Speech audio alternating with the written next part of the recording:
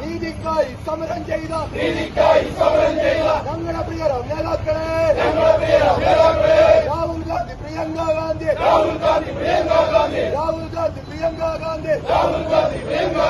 arrest ചെയ്തൊരു ചെറ്റകളെ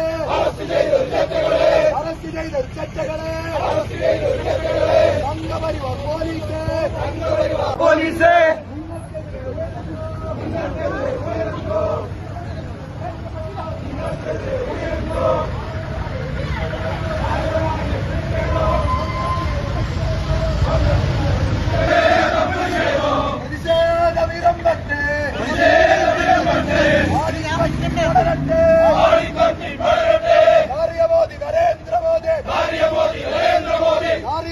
നരേന്ദ്ര